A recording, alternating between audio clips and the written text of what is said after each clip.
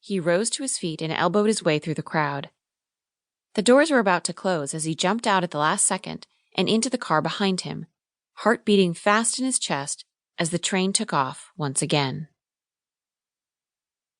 As the Orange Line southbound arrived at Government Station and opened the doors, the crowd waiting to get on board didn't realize at first what was going on.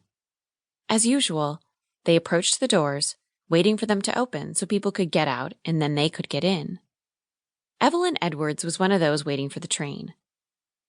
As always, she took the train from Government to Douglas Road, where she worked at Nordstrom in Merrick Park.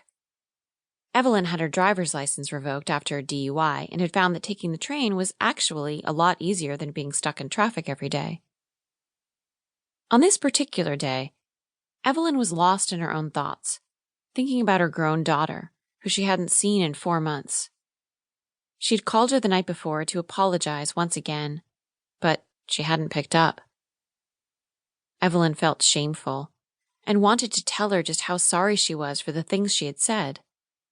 She also wanted to tell her daughter that the drinking had stopped now, and she was doing AA, this time really doing the program with all the steps and not just sitting there because she had to. She wanted to tell her that she was better and that things had changed, really changed this time.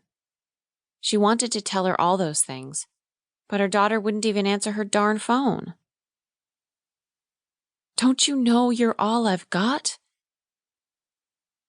Evelyn was so lost in her thoughts that she didn't even notice the passengers behind the doors.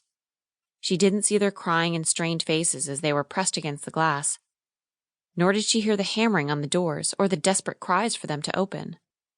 When the doors did slide open simultaneously, and the passengers inside, screaming and gasping for air, tumbled out, Evelyn didn't even look up from her phone.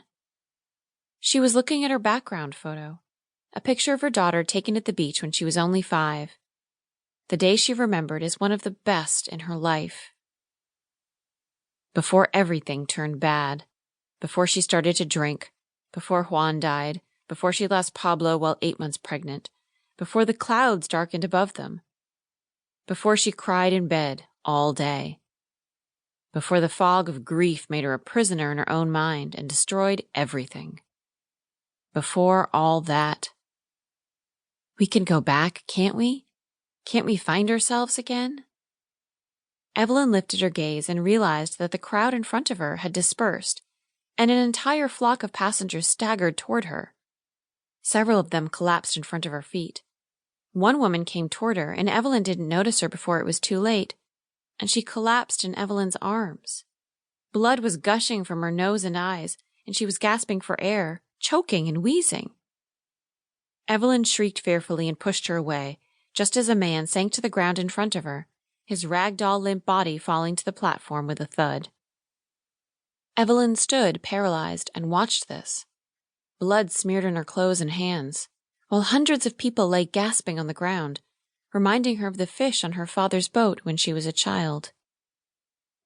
A man in front of her lifted his head and looked her straight in the eyes, then breathed his last breath with a deep sigh. Seeing this, Evelyn whimpered, then turned around, wanting to get away from there, fast, when she suddenly stood face to face with a soldier. He and the rest of his troop coming up behind him were wearing gas masks and clothes that to Evelyn looked like spacesuits. 1 month later. Chapter 1. We're here for your annual inspection.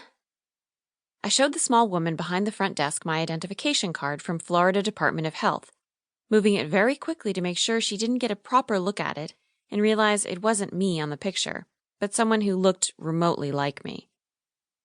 The woman had told me she was the manager of the spa. "We need full access to the premises, please," I said. We were me and my sister, Sydney. I called her that even though it wasn't the name she went by these days, and no one had called her that since she was 7 years old. She was known publicly as Kelly Stone, the Hollywood actress. Still, I insisted on calling her Sydney, which was her birth name before our biological father stole her in a Walmart and kidnapped her to London, where she grew up apart from me. I, on the other hand, grew up on the Space Coast in Florida.